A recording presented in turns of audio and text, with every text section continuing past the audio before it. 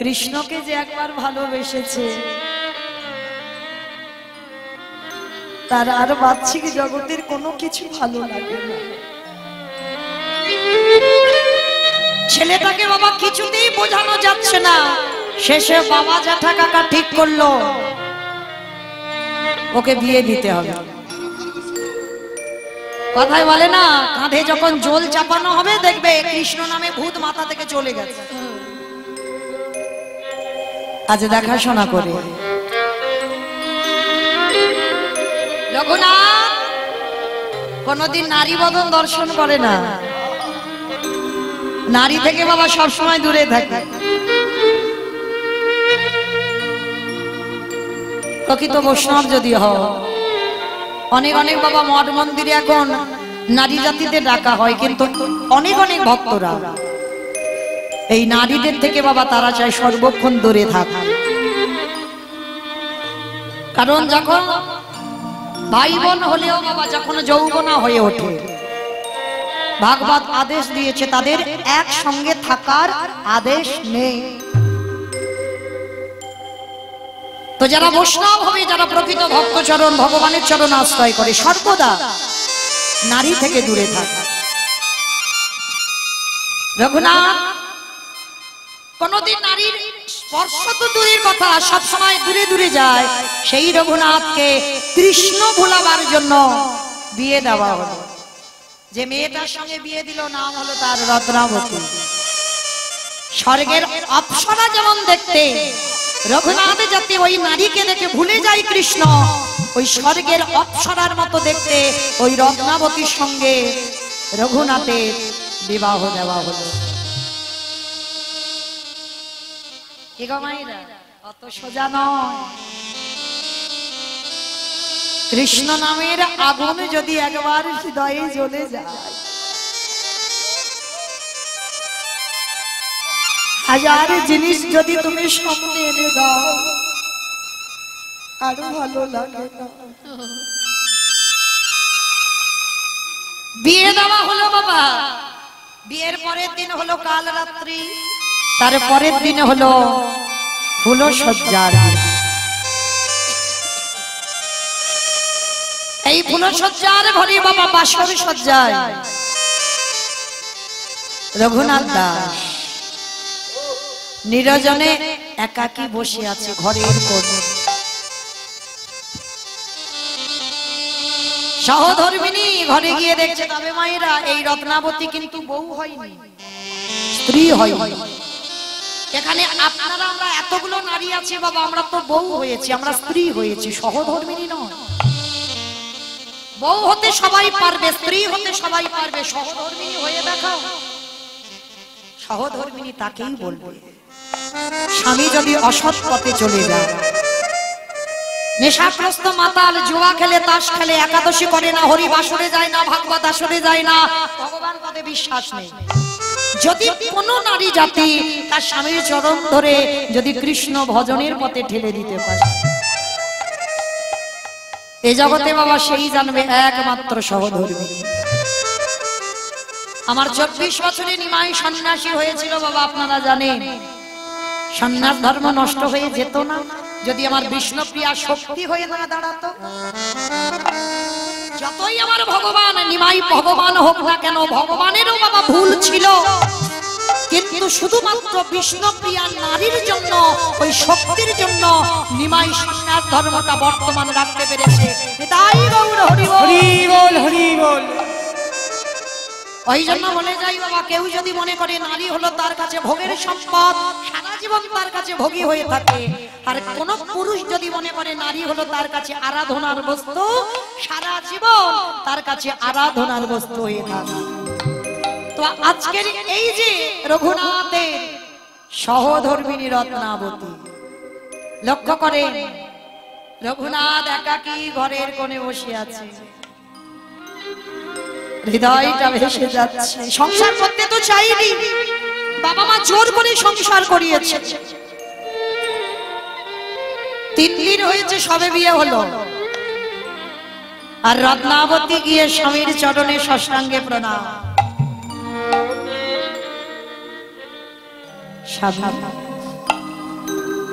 আজ 3 দিনে হলো আমি তোমার চরণে এসেছি। কি হয়েছে তোমার? কার জন্য তুমি কাঁদছো? কার জন্য তুমি এত পাগল? কি গো পার্থিব জগতে বাবা, বাসর ঘরে যদি স্বামী এইরকম পাগলের মতো কাঁদে, বউরা কি ভাববে? নিশ্চয়ই প্রেম প্রেম করা আছে, তাই না? এগুলো বউদের কথা, এগুলো স্ত্রীদের কথা। সহধর্মিনীরা কোনোদিন এরকম বলবে না, কারণ তাদের তো চরিত্রটাই আলাদা হবে। আচ্ছা, রত্নাবতী গিয়ে প্রশ্ন করছে, কি হয়েছে তোমার? আমায় বল, কার জন্য তুমি এত কাঁদছো? আমি কথা দিলাম, তুমি যদি আমাকে পেয়ে যদি তোমার কষ্ট হয়, আমাকে পেয়ে যদি তোমার জীবন থেকে সুখ চলে যায়, আমি তোমার চরণ ছুঁয়ে কথা দিচ্ছি, যার জন্য তুমি কাঁদছো আমি ফিরিয়ে দেব। বলো তুমি কাঁদো কার জন্য? পারবে না, পারবে না। তুমি জানো আমার বাবা মা কেন আমাকে বিয়ে দিয়েছে? জান, তোমাকে বেঁধে রাখবার জন্য। পারবে তুমি আমায় বেঁধে রাখতে? না না, আমি তোমায় বেঁধে রাখতে চাই না, আমি চাই না। তুমি শুধু একবার বলো, কার জন্য তুমি এত কষ্ট পাচ্ছ? কার জন্য তুমি এত কাঁদছো? একবার তুমি বলো, আমি কথা দিলাম আমি তোমাকে পাইয়ে দেব। পারবে না, পারবে না রত্নাবতী, তুমি পারবে না। পারবো, পারবো। আমি যদি প্রকৃত তোমার সহধর্মিনী হই, আমি পারবো। তুমি যার জন্য এত কষ্ট পাচ্ছ, আমি তাকে তোমার কাছে এনে দিতে পারবো। পারবে?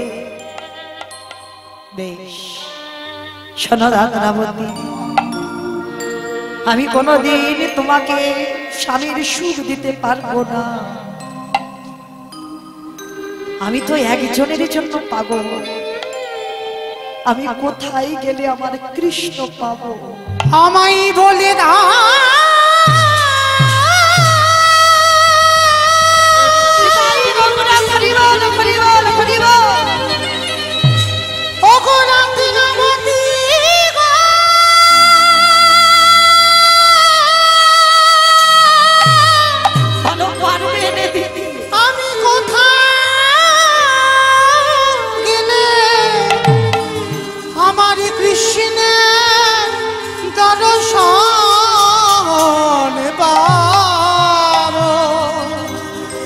একবারে বলে দাও,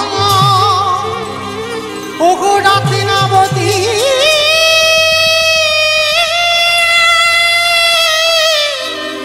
রত্নাবতী গো,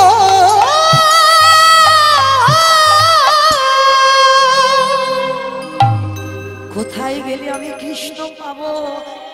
যেই না বলা, রত্নাবতী স্বামীর চরণ দুটো বুকে ধরে বলছে, স্বামী যাও, আজ এই বাসর ঘরে তুমি আর আমি ছাড়া কেউ নেই তো। তোমার বাবা মা তো তোমাকে বেঁধে রাখবার জন্য আমাকে পাঠিয়েছে। যাও, এই রাতের অন্ধকারে তুমি পিছনের দরজা দিয়ে পালিয়ে যাও। রত্নাবতী ভেবে বলছো তো? এই জীবনে কোনোদিন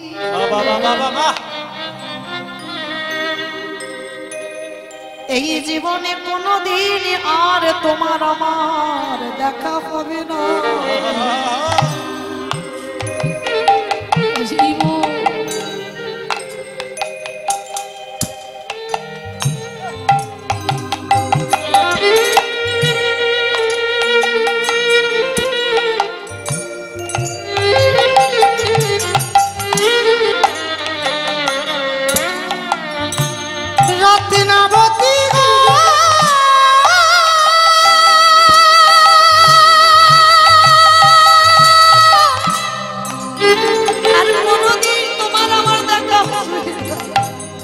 আমি চলে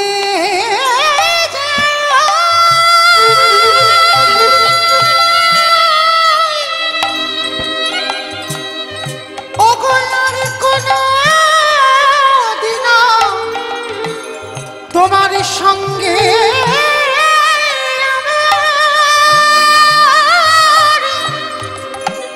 তোমার সঙ্গে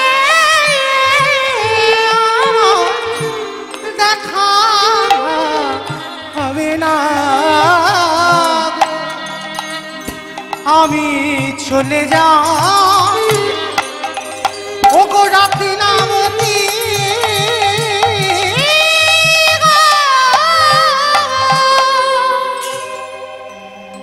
আমার জীবন নদীর আশীর্বাদ নামতি রাতের অন্ধকারে স্বামীকে বিদায় দিচ্ছে। পারবেন আপনাদের আমাদের মতো নারীরা আমার ভবের খেলা আশীর্বাদ সঙ্গ হলে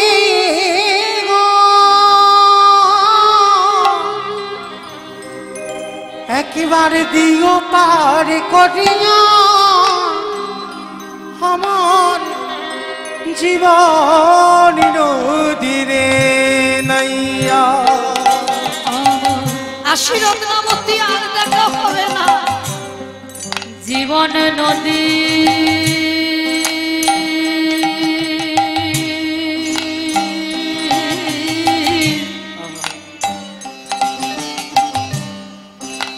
নইয়া।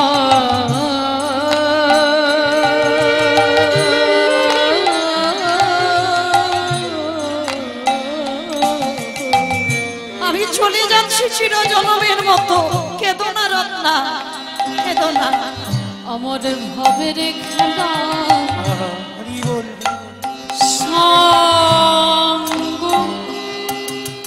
বলে গো।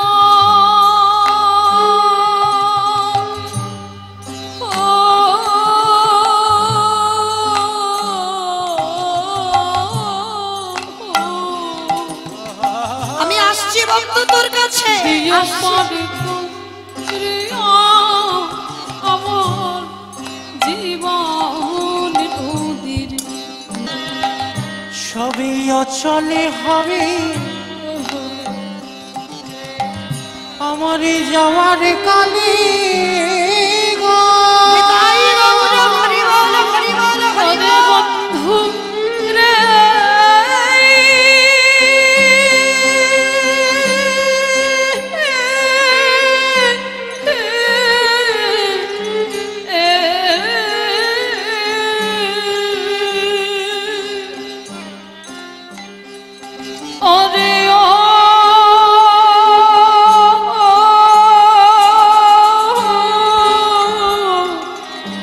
বন্ধু রে বন্ধু রে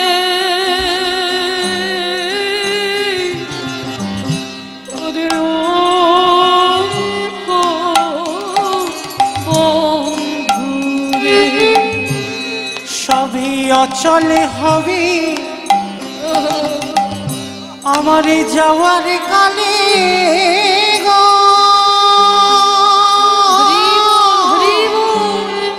একেবারে দেখি নাই ভাবিয়া আমার জীবন নদীরে নাইয়া।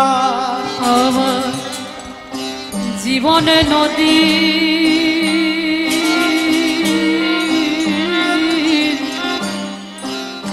নাইয়া।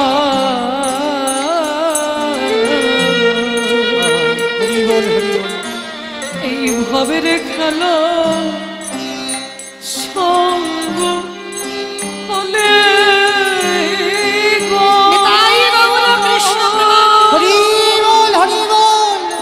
দিও পারে করিয়া আমার জীবন নদীর নাইয়া। দয়াল হে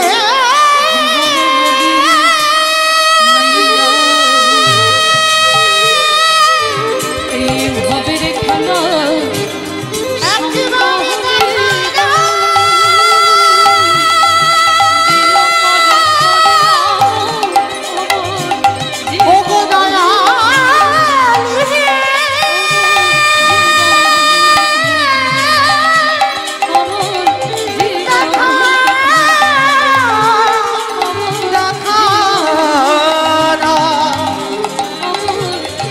গো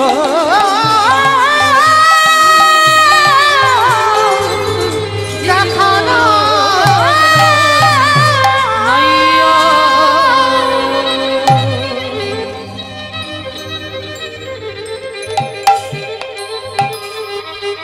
এটাই গৌর কৃষ্ণ হরি হরি বল, হরি বল। রাতের অন্ধকারে চিরজনমের মতো রত্নাবতীকে ত্যাগ করে ওই রঘুনাথ দাস চিরজনমের মতো সংসার ত্যাগ করে চলে গেল। আর তার সহধর্মিণী চিরজনমের মতো রাতের অন্ধকারে কাউকে কিছু না বলে 3 দিন শুধুমাত্র স্বামীর সঙ্গে সংসার, 3 দিন পরে স্ত্রীকে ফেলে রেখে চিরজনমের মতো চলে গেল। কোথায়?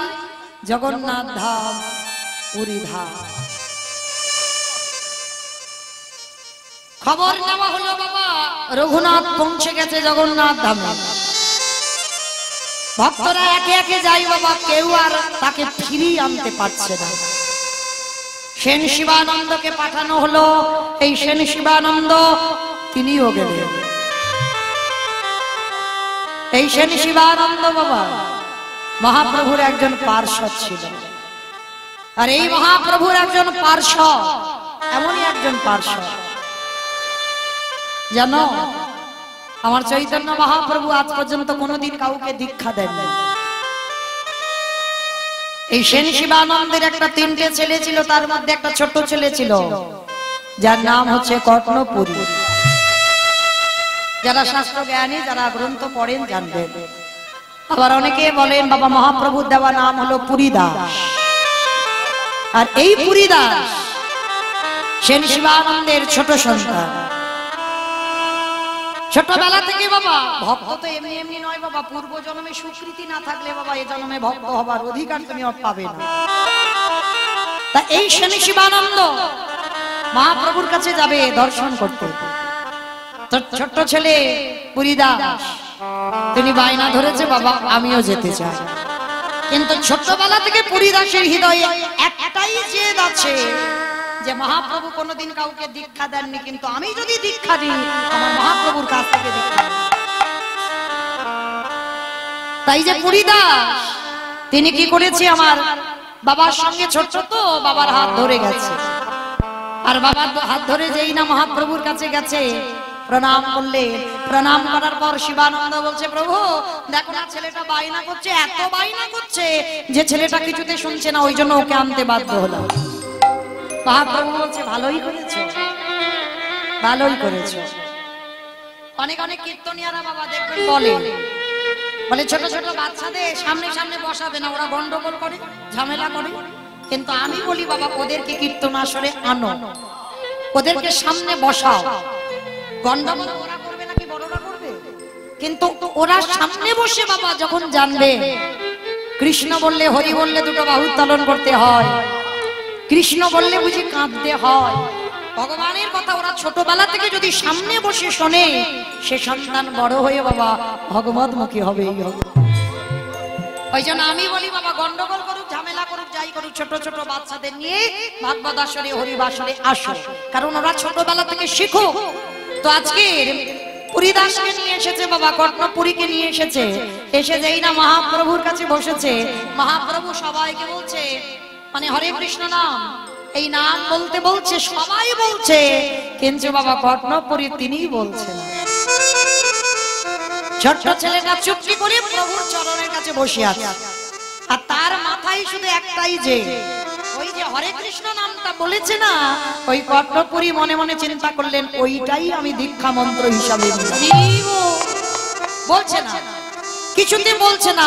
মহাপ্রভু বলছে কিরে সবাই বলছে হরি নাম, তুই বল। ও চুপচাপ বসে আছে প্রভুর চরণে। শিবানন্দ রেগে গেছে ছেলের উপরে, কিরে এমন বদমাস ছেলে, বারবার আমার প্রভু বলছে তুই হরি নাম বল, হরি নাম বল, কিছুতে বলবে না। মহাপ্রভু বলছে দাঁড়াও দাঁড়াও দাঁড়াও, ওকে বকো না। আবার তার একটা নাম হচ্ছে অন্তর্যামী, তাই না? আমরা অনেক অনেক ভক্তরা দেখবেন ভগবানের কাছে কত কি বলে মানত করছি, তাই না? এখন ভগবান কি মুখের কথা শোনে? তিনি অন্তর্যামী ভক্ত বৎসল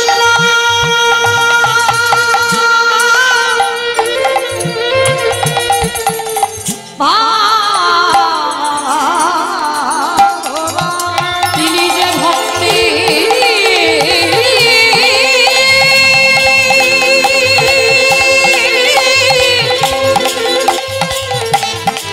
ওই ভক্তি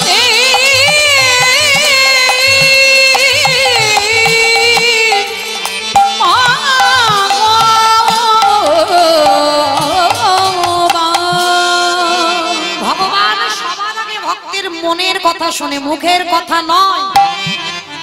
তা ভগবান অন্তর্যামী বুঝতে পেরেছে শিবানন্দ ছেলেকে বকাবকি করছে, কৃষ্ণ বল হরি বল, আর কিছুতে বলবে না। মহাপ্রভু বুঝতে পেরেছে, বলে দাঁড়া দাঁড়া দাঁড়া।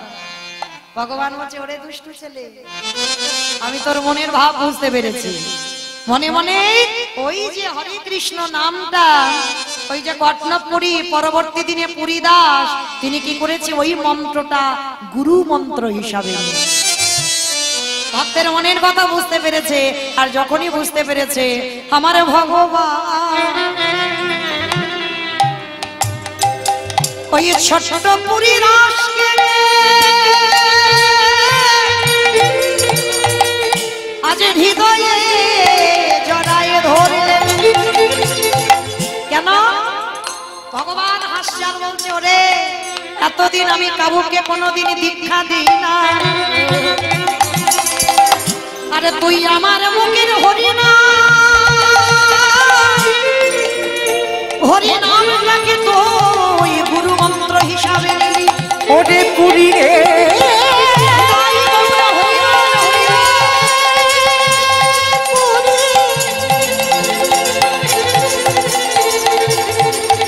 ওরে তুই তো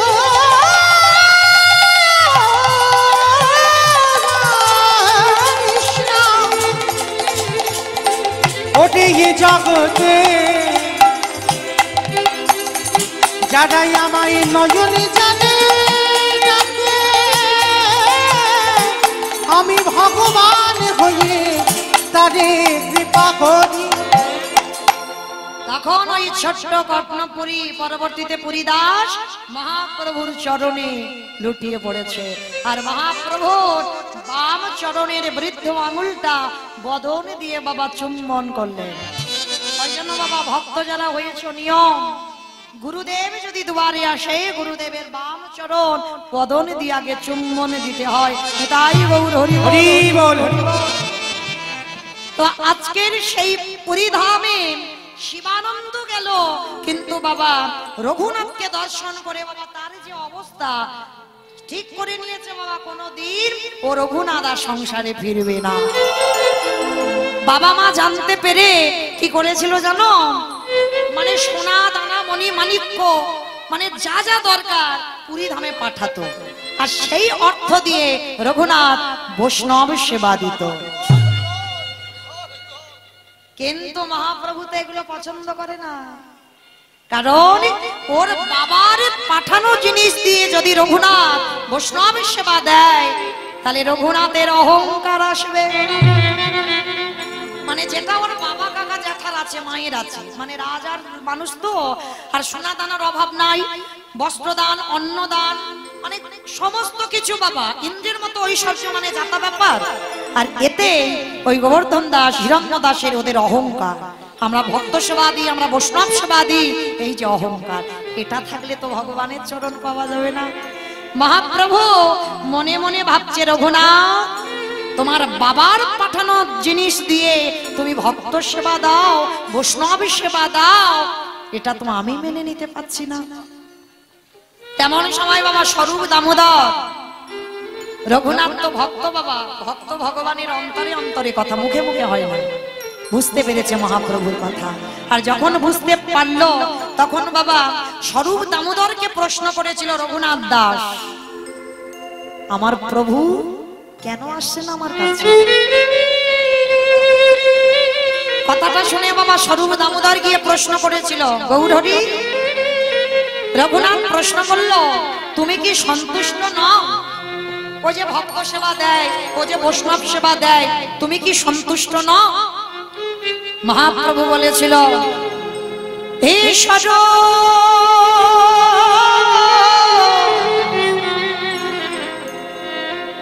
ওরে বাবার সম্পত্তি নিয়ে আসলো, ওরে বাবার ঐশ্বর্য দিয়ে বৈষ্ণবের সেবা দিল, তাতে রঘুনাথে জানল না রঘুনাথের ভজন সাধন নষ্ট হয়ে গেল।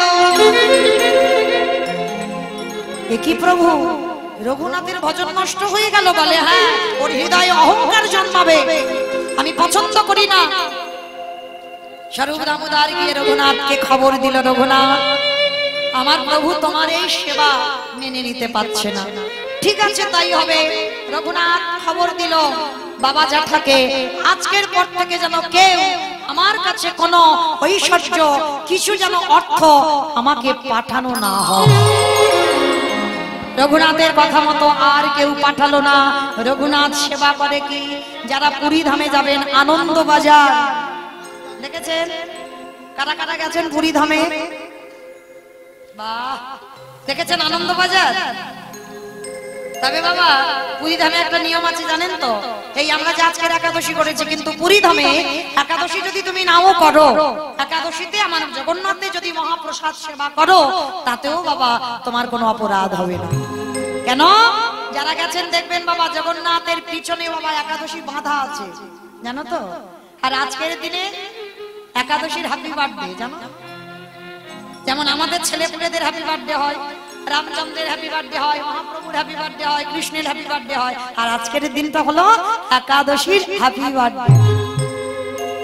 সেই যে বাবা একটু ছোট করে বলি, এটা আমাদের শোনা দরকার। যারা আজকের একাদশীর উপবাস, মূর নামে দৈত্য ছিল, সেই মূর নামে দৈত্যকে বাবা ভগবান 1000 বছর ধরে বাবা মানে যুদ্ধ চলছে মূর নামে দৈত্যের সঙ্গে, কিছুতে বাবা ভগবান আর তাকে বধ করতে পারছে না।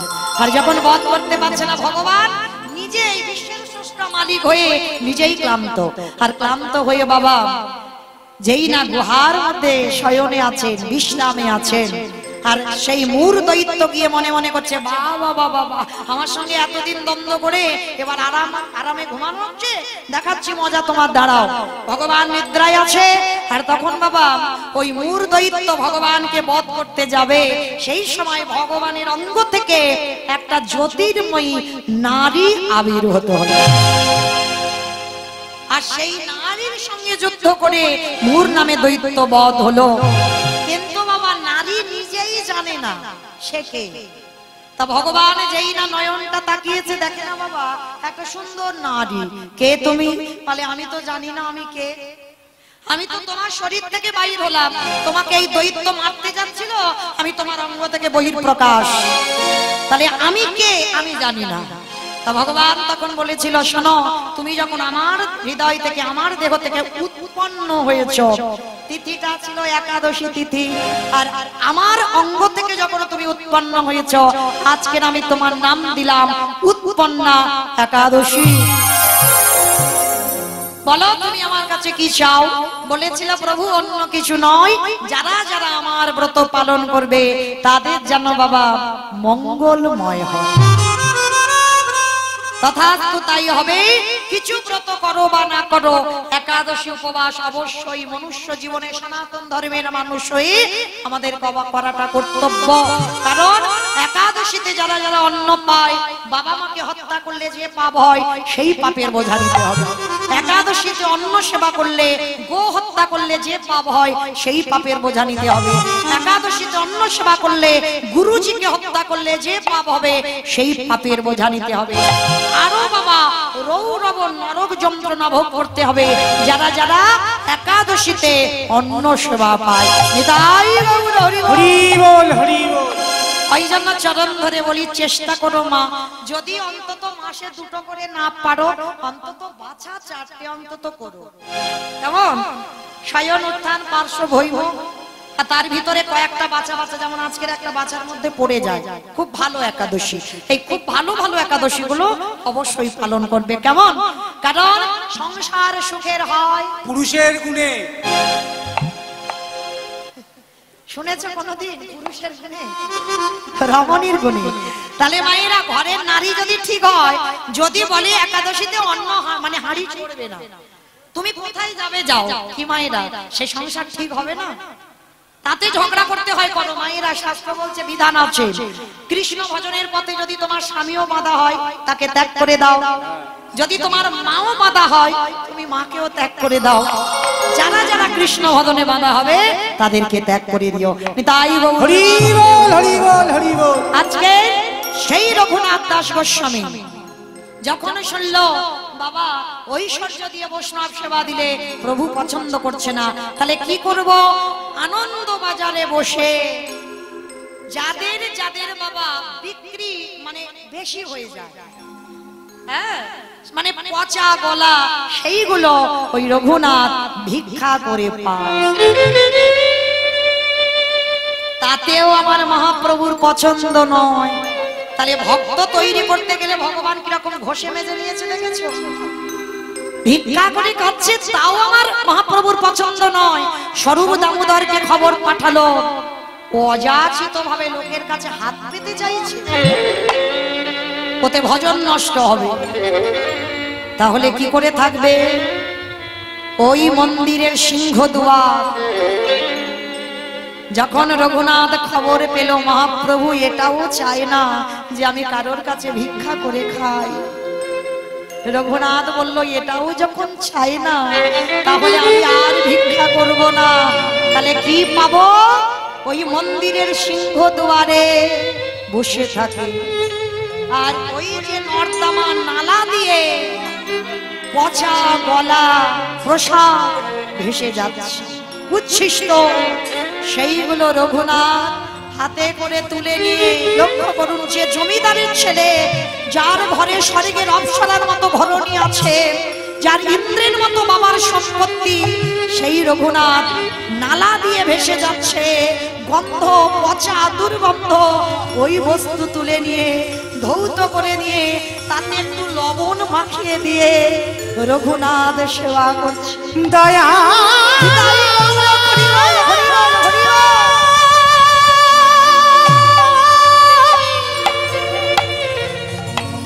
একবারে দেখা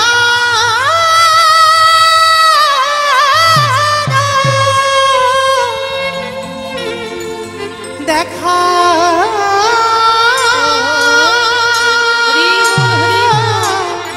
দেখা রঘুনাথ ওগো কৃপা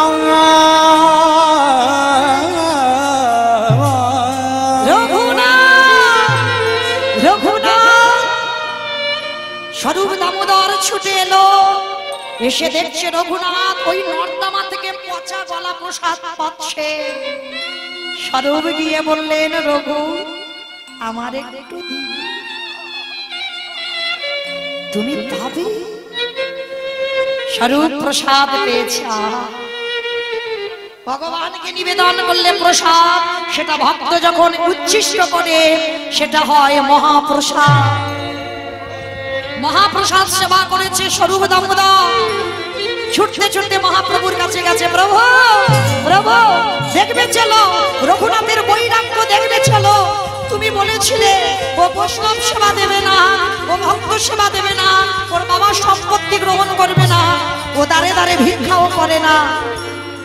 মহাপ্রভু বললেন তাহলে ওর চলে কি করে, দেখবে চলো ওর চলছে কি করে। তুমি তো অনেক বৈরাগ্য দেখেছো, আজ রঘুনাথের বৈরাগ্যটা দেখবে চলো। ছুটে গেল মহাপ্রভু, আর গিয়ে দেখলো রঘুনাথ ওই নালা দিয়ে ভেসে যাচ্ছে জগন্নাথের ওই গন্ধ পচা গলা প্রসাদ, সেই আঁচলা করে তুলে নিয়ে ধৌত করে একটু লবণ দিয়ে মাখিয়ে পাতা। ওরে রঘুনাথ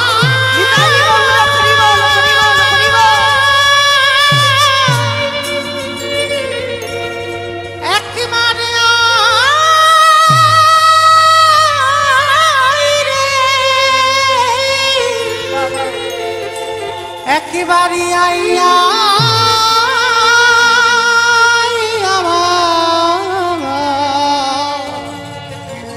আমার হৃদয়ে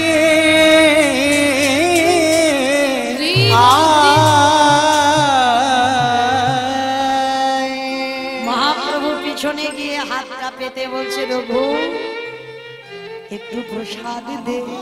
না না প্রভু, এ উচ্ছিষ্ট, এ গন্ধ, এ পচা।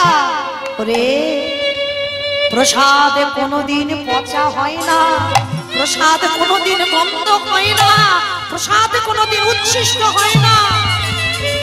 দে দে ওই প্রসাদ দে, ওই ভক্তের পচা গলা উচ্ছিষ্ট লবণ দিয়ে আমাকে ওই রঘুনাথ মহাপ্রভুর বদনে দেয়। একবার নিজে পাই, একবার মহাপ্রভুর বদনে। কেমন ভক্ত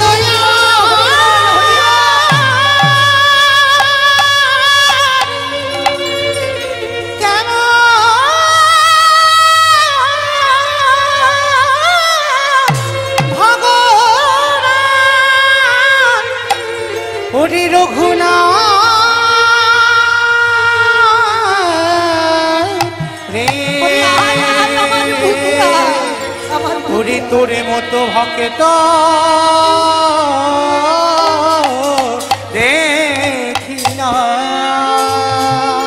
আছাড় খেয়ে রঘুনাথ গৌর হরির চরণে পড়ে গেলে, গৌর হরি কৃপা করো রে, তোর মতো ভক্ত আর চরণে নয়। আয় আয় আয় আয় আমার হৃদয়ে আয়।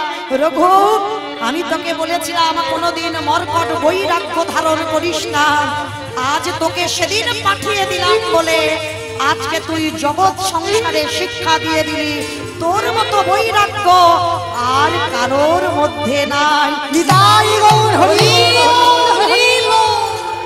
যেই না আমার রঘুনাথ মহাপ্রভুর চরণে পড়েছে বাবা, এই প্রত্যেক দিন এই রঘুনাথ দাস আমার মহাপ্রভুকে সারা দিনে বাবা সর্বদাই ওই ষষ্ঠাঙ্গেই প্রণাম করত। কোনদিন বাবা আমরা কি করি দাঁড়িয়ে প্রণাম, কিন্তু যখনই রঘুনাথ প্রণাম করে কোনদিন পঞ্চাঙ্গ প্রণাম নয়, কোনদিন ষষ্ঠাঙ্গ প্রণাম নয়, সব সময় ওই ষষ্ঠাঙ্গে দণ্ডবত ভাবে প্রণাম করে। মহাপ্রভু রঘুনাথকে হৃদয়ে জায়গা দিল। রঘুনাথ আজ থেকে জগতে ষোড়শ গোস্বামীর মধ্যে যেমন রূপ সনাতনকে কৃপা করেছিলাম, শ্রীজীবকে কৃপা করেছিলাম, আজকে তুইও ষোড়শ গোস্বামীর মধ্যে তুইও হলি এক গোস্বামী। আজকে মহাপ্রভু আমার রঘুনাথকে হৃদয়ে ধরলেন, আর আজকে থেকে তো সমস্ত দায়ী দায়িত্ব আমি স্বরূপ দামোদরের হাতে তুলে দিলাম। স্বরূপের চরণ যদি ভজন করিস ওখানেই তুই আমার চরণে পেয়ে যাবি। এইভাবে আমার ভগবান ভক্তকে কৃপা করলেন, আর ভক্তকে কৃপা করে স্বরূপের হাতে তুলে দিলেন রঘুনাথ দাসকে। জগৎ সংসারে আমার মহাপ্রভু শিক্ষা দিয়ে দিলেন, যদি বাবা ভজন করতে হয়, সাধন করতে হয়, ভক্তি যার কৃষ্ণ তার সর্বশাস্ত্রে কয়, ভক্তি না থাকিলে কৃষ্ণ দেখিও বা কিবা হয়। নিতাই গৌর হরি। আজকে রঘুনাথ বললেন, প্রভু আমি একবার নয়ন ভরে যুগল দেখতে চাই। যেই না নয়ন মুদ্রিত করলেন, কুলকুণ্ডলী জাগরিত করলেন, দিব্য নয়নে দেখতে পেলেন ভগবান যুগলে দাঁড়িয়েছেন। স্বামীর বামে, স্বামীর বামে, স্বামীর বামে দাদা গিল নবীন কিশোরী গো। স্বামীর বামে দাদা গিল নবীন কিশোরী।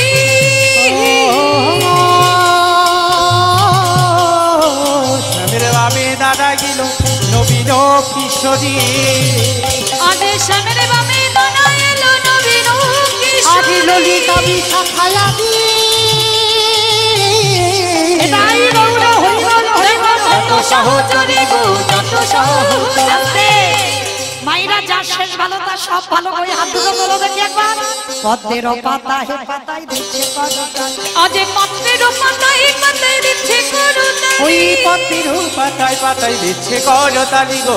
পদ্মের পাতায় পাতায় দিচ্ছে করতালি। যেন রাশি মাগিরা এটাই গৌর হরি চরণ হরি গো চরণ মধু। নিতাই গৌর হরি গৌর হরি বল। গৌর হরি বল, নিতাই গৌর হরি বল।